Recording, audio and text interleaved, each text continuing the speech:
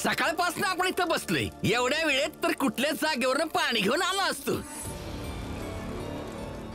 पण या भीमरावची जिद्द. तेज भाऊ, सकाळपासून कमीत कमी तुम्ही 10 वेळा बोलला असाल, दुसऱ्या जागेवरून घेऊन येऊ, दुसऱ्या जागेवरून घेऊन येऊ. मग का बसलोय आपण? जा आणि घेऊन या पाणी. अरे आम्ही इथं यासाठी बसलो आहे का प्रश्न आमच्या चाळीचा आहे? अरे त्यासाठी तर सोबत हाव. पण साथ द्यायचा काय फायदा? आपल्या तिघांची काय कदरच नाही.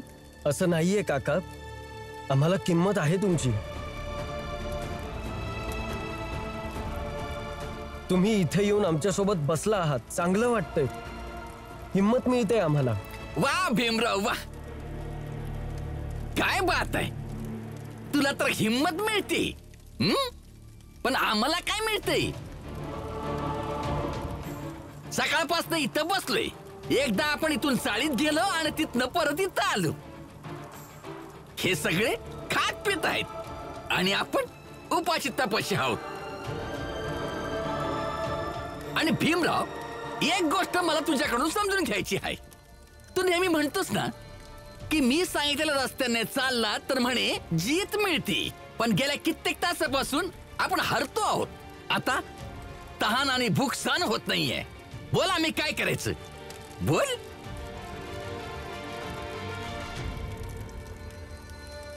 मी अच्छा पण सांगतोय की तू माझ्याकडे नोकरी कर, सगळ्यांना पाणी मिळेल. या सगळ्यामध्ये तू सुद्धा वैतागलेला आहेस आणि आम्हाला सुद्धा थकवतोयस. डेव्हिड सर,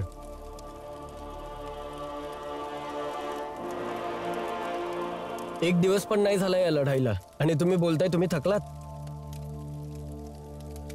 आम्ही तर अशा लढाया शतकांपासून लढतोय, आम्ही नाही थकलो अजून.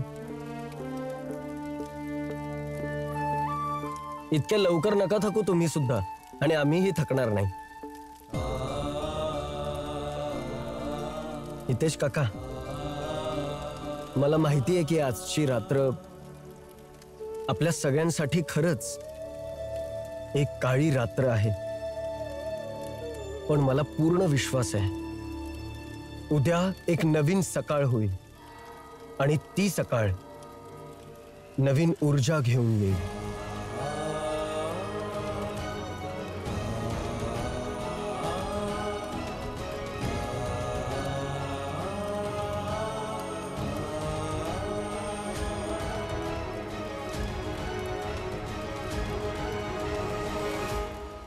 काय बोलला? सकाळ होईल. सकाळ नक्कीच होईल, परंतु ती सकाळ असणार आपल्या विजयाची. काय बांधवांनो? बरोबर आहे. डेव्हिड सर विदेशी आहेत, यांचे लेखा पुस्तक वेगळे आहे, परंतु आम्ही इथलेच आहोत आणि इथेच राहणार. ज्या संघर्षाच्या तू बाता मारतोस भीमराव, तो संघर्ष वर्षानुवर्षे आम्ही करायला लावला. तुम्हा लोकांना कळलं आणि परिणाम निघाला आहे आमच्या विजयाचा. काय बांधवांनो? बरोबर. म्हणूनच जे काही करायचं असेल ते कर, परंतु पाण्याचा एक थेंब सुद्धा तुम्हाला मिळणार नाहीये, कळलं?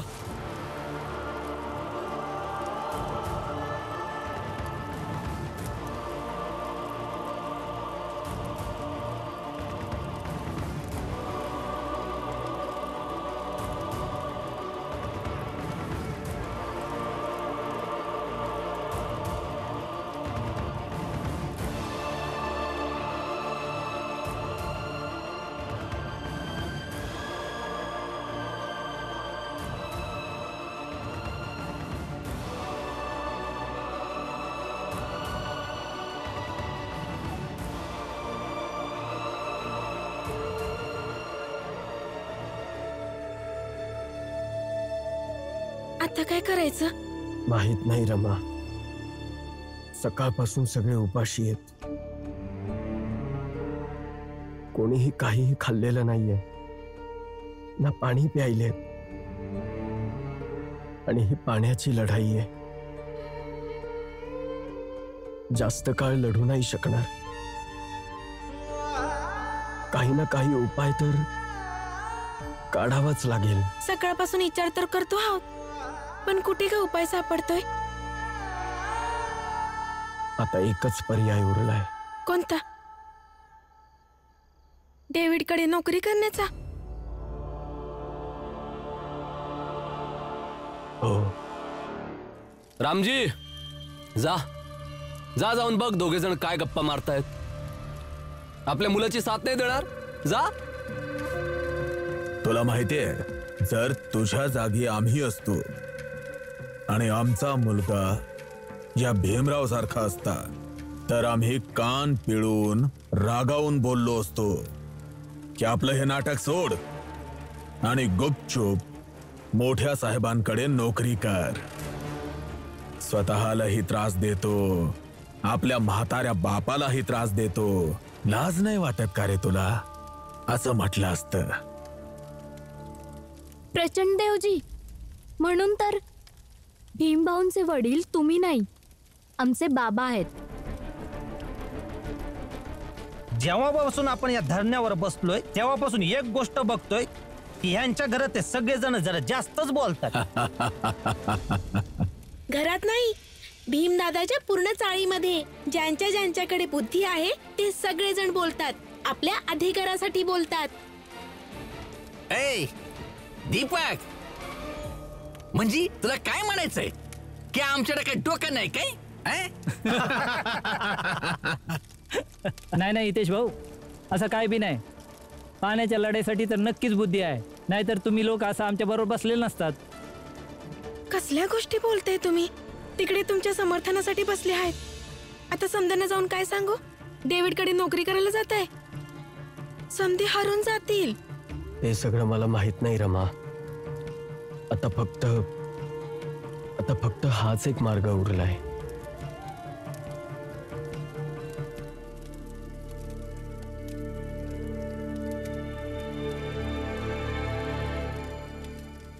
नरोत्तम, जरा बघ हा भीमराव कुठे निघालाय. कारण हा जेव्हा कधी जातो तेव्हा काही ना काही उपाय करतो. अगदी बरोबर बोललात तुम्ही प्रचंड देवजी. मी आता लगेच जातो. जोशीजी, आता याची काहीच गरज नाहीये. म्हणजे ते डेव्हिडजींकडे नोकरी करायला तयार झाले आहेत. काय? काय?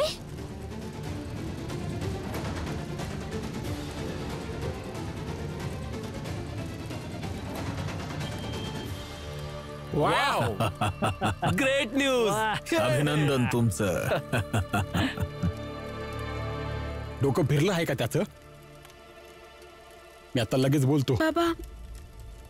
बाबा जाऊ द्या ना आता. कसं? त्यांनी मला सांगितलं की ही बातमी तुम्हाला समजायला सांगू आणि स्वतःला समजवतील की त्यांचे सिद्धांत आज त्यांच्या आपल्या लोकांसाठी अडचण बनलेत. समजवतील की जर आता त्यांनी आपला हट्ट सोडला नाही ना तर माहित नाही उद्या काय होईल. ते स्वतःला तयार करतील. आपल्या स्वाभिमानावर मुरड घालून डेव्हिडजींकडे नोकरी करतील ते.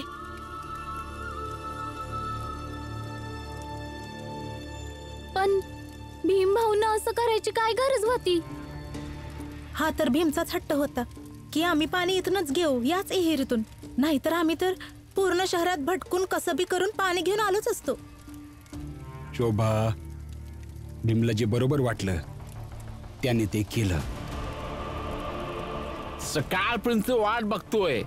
पाण्याच्या समस्येमुळे तर हा सगळा खेळ सुरू झाला. याच विहिरीच्या समोर उद्या सकाळी भीम आपल्या नोकरीच्या फॉर्मवर सिग्नेचर करेल आणि मग इथेच सगळ्यांना पाणी देण्यात येईल.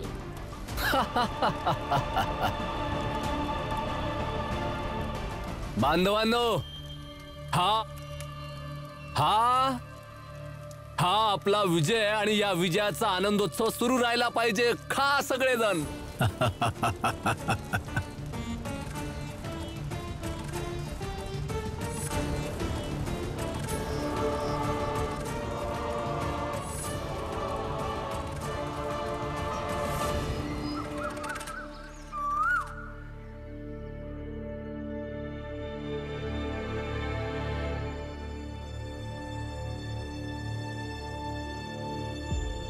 आई, म्या चहा नाही पिऊ शकत.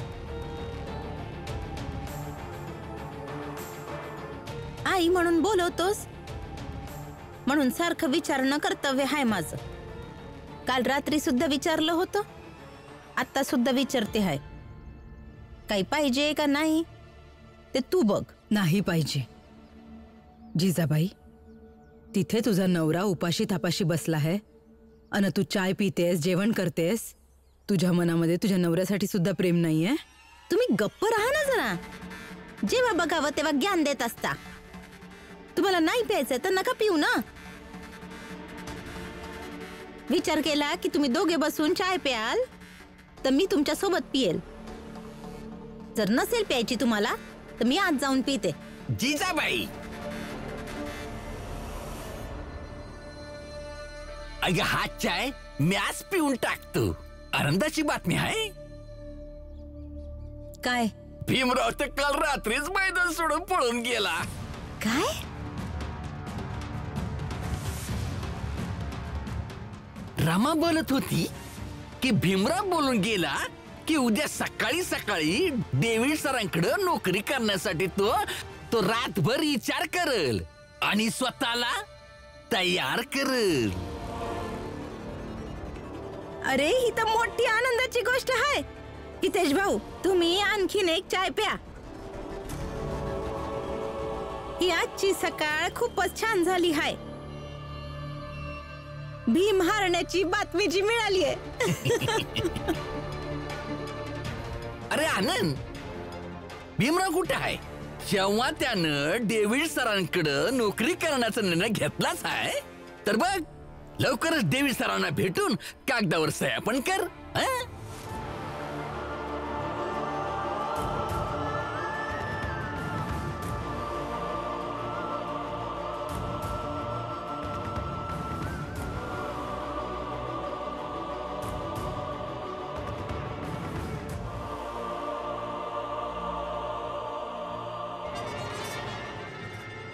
आता तर सकाळ होऊन खूप वेळ झाला तरी पण भीम नाही आला.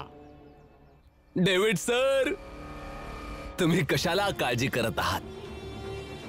धैर्य ठेवा, तुम्ही येतच असेल. नरोत्तम,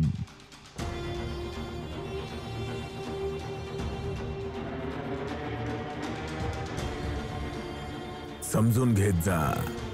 मोठे साहेब धीर कसा धरू शकतात. ज्याला कोणाला भीमराव सारखा नोकर मिळेल तो धीर धरू शकतो का?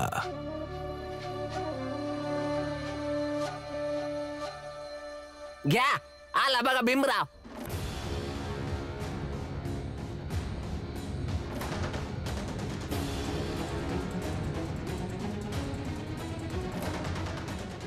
भीमराव, खूप वाट बघायला लावलेस. चला आता लवकर या पेपरवर साइन कर. म्हणजे वाच आणि साइन कर.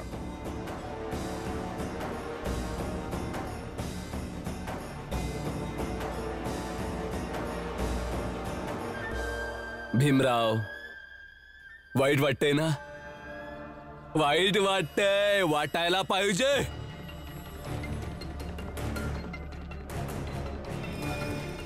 केव्हापासून समजवतोय की तुम्हा सगळ्यांचा अंत हाच आहे की सेवा करण्यासाठी जन्माला आला आहात आणि सेवाच करणार.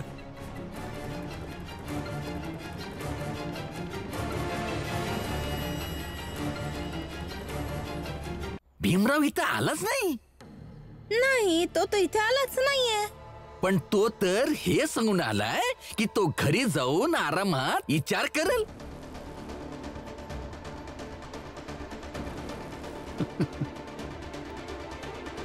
काय झालं? हितेश काका, बहुतेक तुम्ही भीमला ओळखलं नाही. भीम रातभरात ही लढाई जिंकलेला आहे. म्हणून तर सांगतोय की चायला सोडा आणि तिथे जाऊन बघा तिथे काय काय होतंय.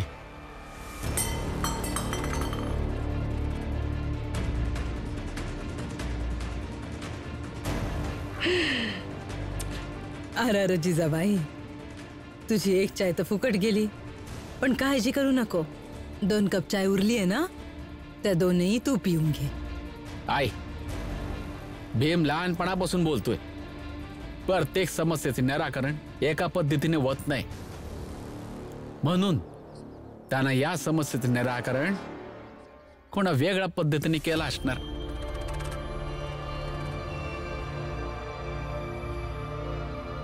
अरे भीमराव, विचार कसला करतोयस? नोकर बनायला आलायस आणि आपल्या होणाऱ्या मालकाला एवढं वाईट भागाला नाही लावायचे. लवकर लवकर साइन कर.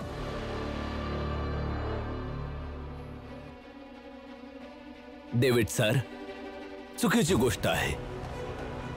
काय चूक आहे या बिचाराची? अहो, सवय नाहीये याला की कोणाच्या तरी हातून पेपर घेण्याची. समोर फेका बरं, लगेच पळत उचलेल. आणि हा, पेन सुद्धा फेका बरं, साइन पण करायची आहे ना भीमराव.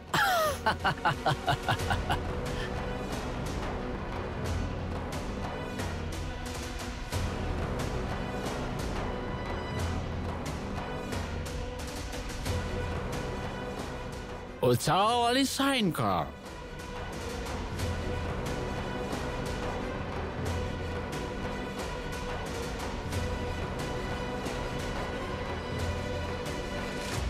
डेव्हिड सर, मी सुद्धा तुमच्यासाठी एक पेपर घेऊन आलोय.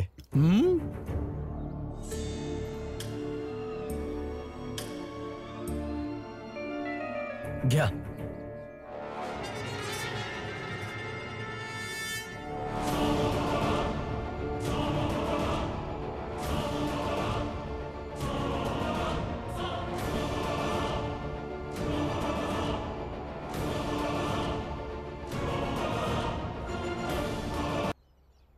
जोशीजी,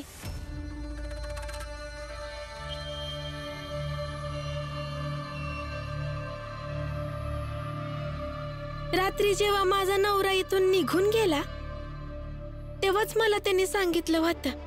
लक्षपूर्वक मी काय म्हणतोय ते ऐक. आता तू तिथे जा आणि सगळ्यांना हेच सांग की मी उद्या सकाळी परत येईन आणि डेव्हिड सरांकडे नोकरी करेन. ही गोष्ट ऐकून डेव्हिड सर, नरोत्तम जोशी, प्रचंड देव आणि त्यांची माणसं खूप खुश होतील आणि आरामात झोपतील. सगळ्यांना वाटेल की भीमराव हरलाय, उद्या सकाळी येईल आणि नोकर बनून जाईल. पण असं नाही होणार. मी आता जातोय, पण जेव्हा सकाळी परत येईन काही ना काही तोडगा नक्की आणेल.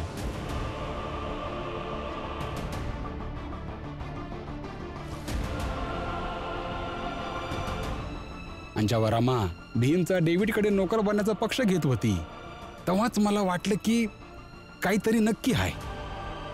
मी बी रमाचा पक्ष घ्यायला लागलो. म्हणजे तुम्ही समधी सकाळपर्यंत आरामात वाट बघत बसाल. डेव्हिड सर, खूप झाला या सगळ्यांचा मूर्खपणा. सर, हे जे काही पण आहे ते फाडून फेकून द्या. नाही फाडू शकत.